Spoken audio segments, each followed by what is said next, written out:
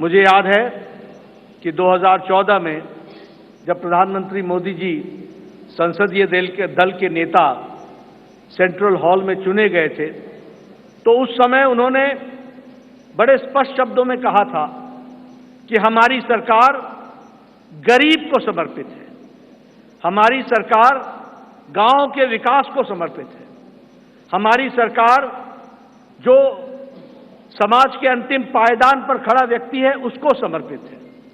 और उसी को कार्य रूप देते हुए 2014 से एक लंबी यात्रा करते हुए पिछले 10 वर्षों में प्रधानमंत्री मोदी जी के नेतृत्व में देश ने इन सारे आयामों को बखूबी जनता को, गांव गरीब की चिंता करते हुए उसको आगे बढ़ाने का काम किया है। मित्रों, मैं यहां एक बात और भी कहना चाहता हूं कि जब देश की जनता क्लियर मैंडेट देती है तो नतीजे भी बड़ी स्पष्टता के साथ आते हैं। हम सब लोग जानते हैं कि 2014 में प्रधानमंत्री मोदी जी के नेतृत्व में हमारा वोट शेयर 31% पहुंचा, 282 सीटें हमने लोकसभा की जीती। और 2019 में प्रधानमंत्री मोदी जी के नेतृत्व में हमने अपना ही रिकॉर्ड तोड़ा और हमारा वोट शेयर 37.3% तक पहुंचा और हमारा वो सीट शेयर 303 सीटें हम लोगों ने लोकसभा में जीती। हम ये कह सकते हैं कि इस क्लियर मैंडेट को प्रधानमंत्री मोदी जी ने गांव के लिए, गरीब के लिए, वंचित के लिए, दलित के लिए, हमारी महिलाओं के लिए, हमारे युवाओं के लिए, हमारे किसान भाइयों के लिए और हमारे वंचित भाइयों के लिए उनको समर्पित किया।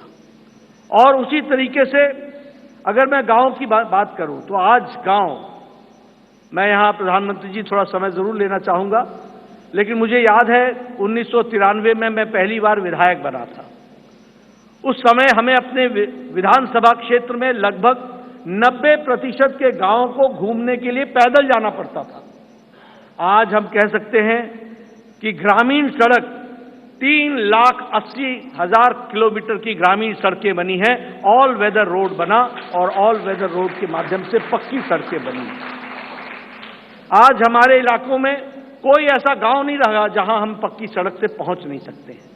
यह बदलता भारत की तस्वीर हमने देखी है। उसी तरीके से अभी 60,000 नए गांवों को पक्की सड़कों से जोड़ने का काम हुआ है और ऑल वेदर रोड्स बनी हैं। कभी हमने कल्पना नहीं की थी कि गांव का सशक्तिकरण होगा, कभी गांव में भी कोई ऑप्टिकल फाइबर पहुंचेगा, लेकिन आज मुझे खुशी है कि आपके नेतृत्व में 2 लाख पंचायतों को आपके नेतृत्व में ऑप्टिकल फाइबर से जोड़ दिया गया है और उनको भी इंटरनेट फैसिलिटीज के साथ जोड़ा गया है। गरीब कल्याण की बात करें तो एक समय में यह असंभव सी बात लगती थी कि हम गरीब तक अन्न पहुंचा सकेंगे, लेकिन आपने त्रासदी में भी अवसर ढूंढ करके प्रधानमंत्री गरीब कल्याण अन्न योजना की स्कीम को आगे बढ़ाया। 80 करोड़ की जनता को या तो 5 किलो गेहूं या 5 किलो चावल या 1 किलो दाल ये देने की व्यवस्था की।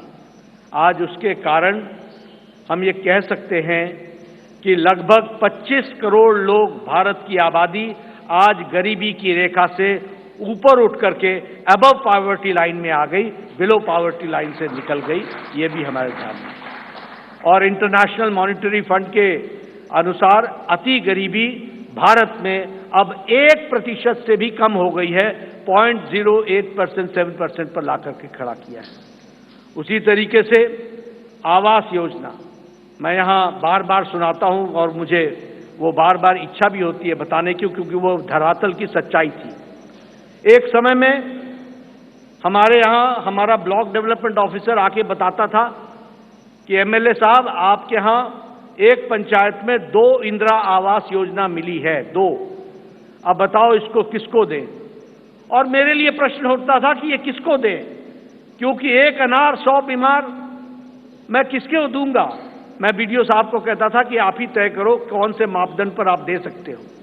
लेकिन आज 4 करोड़ प्रधानमंत्री आवास योजना में पक्के घर बन गए।